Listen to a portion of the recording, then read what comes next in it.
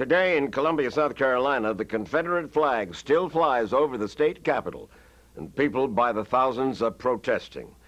But away from the media spotlight, in another South Carolina town, protesters are fighting what they say is yet another vestige of the Old South.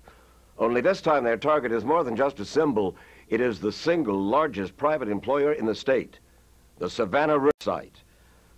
Located just outside Aiken, South Carolina, Savannah River has played a vital role in making this nation's nuclear weapons, its nuclear fuel, and also in storing its radioactive waste. But some black workers at the plant are now charging in a class action lawsuit that they've had to endure not only the worst kind of racial slurs and job discrimination, but also a management that has assigned them to jobs with more radiation than white workers. The Savannah River site holds some of the most dangerously radioactive substances on Earth. The weapons are no longer made here, but the workers still do process and store radioactive waste and materials. The plant is owned by the U.S. Energy Department, but is run by the private Westinghouse Savannah River Company. That firm was owned by the old Westinghouse Electric Corporation, which bought CBS in 1995 and sold Savannah River last year. Some black workers at Savannah River are so upset with what they charge as racial discrimination that they've hired City Attorney Ivan Smith to help represent them in the class action lawsuit they filed in October of 1997. And Smith himself quickly learned how passionate some people around Aiken are about Savannah River. I received a couple of death threats at my house. You mean in New York? In New York. I received 2 telephone calls saying, if you come back here, nigger, we'll kill you. But Smith went to Aiken just the same, and in June of 1999, the threat was almost carried out when he stopped for lunch on the outskirts of town. I start here, and I don't know what made me look up, and I see a car coming. And then I noticed that he's coming right at me. And so I jumped, and I hit his hood, and I heard him say, nigger, get out. Smith wound up with a broken nose and 11 stitches. I think if I didn't see him, I'd be dead. Savannah River now employs about 14,000 workers, 20% of whom are black. Joseph Buggy is president of Savannah River. I understand you have a zero-tolerance policy here at the plant when it comes to racial intolerance, be it discrimination, racial slurs, correct? That's correct, Mike. Zero tolerance. We don't stand for that type of behavior at all at our site. Let me give you a sample of what some black workers have said under oath. White managers have addressed black employees as boy in a racially offensive manner. One section of the plant was called the Coon area. I'm sure you know about this. I've heard of that. That's unacceptable behavior on the site. Even with the zero-tolerance policy, one white worker thought nothing of using the N-word in Joe Buggy's presence. What'd you do?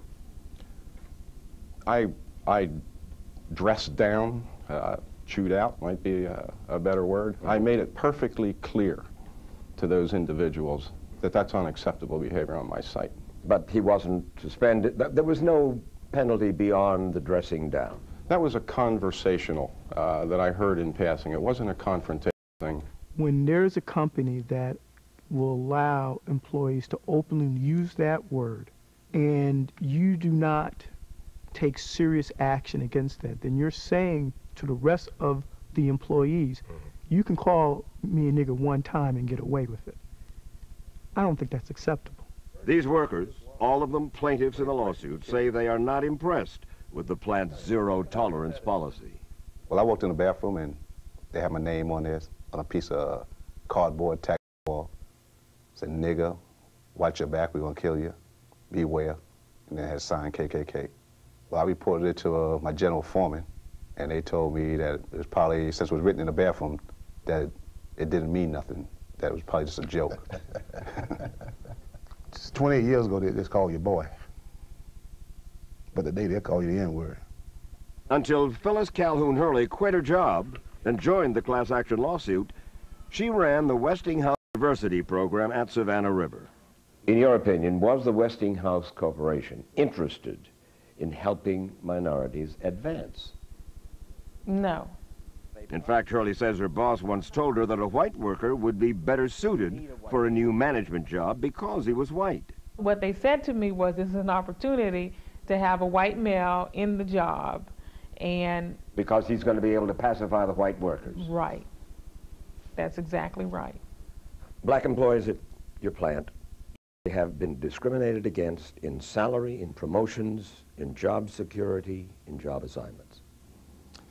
Mike, I can assure you, there is absolutely no discrimination, nor has there been since we've been here, against any group or class of our employees. But the U.S. Labor Department apparently disagrees.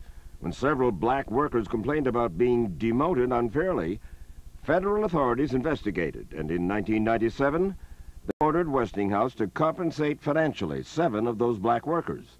The Labor Department said later they could find no further race discrimination, but their investigation was limited, and they did not look at most of the years covered by the lawsuit. Since we've been here, we've increased minority participation in our professional and management ranks by 25%. If so, black workers want to know, why are they not better represented at the top levels of management? How many vice presidents do you have? Vice presidents? 16 or 17. How many vice presidents are black? 1. Actually, as Mr. Buggy later acknowledged, the correct answer is none. Aiken's mayor, Fred Kavanaugh, who used to work at Savannah River himself, says he doesn't know what all the fuss is about. And I want to make this point. I never saw the types of things that you just described, the racial slurs, the taking advantage of the African American versus the white or Hispanic or anyone else. Mayor Kavanaugh says he knows very little about the lawsuit, even though last year more than 1,000 people marched past his office and through the streets of Aiken in support of the black workers. If I may, how can the mayor of the city know so little about a lawsuit that involves so many of his constituents? Let me just say this. How many black citizens are there? Oh, we've probably got 30% of our population. And you know how many that have called me on this issue? One. Who's that? Mr. Hightower. Weller Hightower. Mr. Hightower.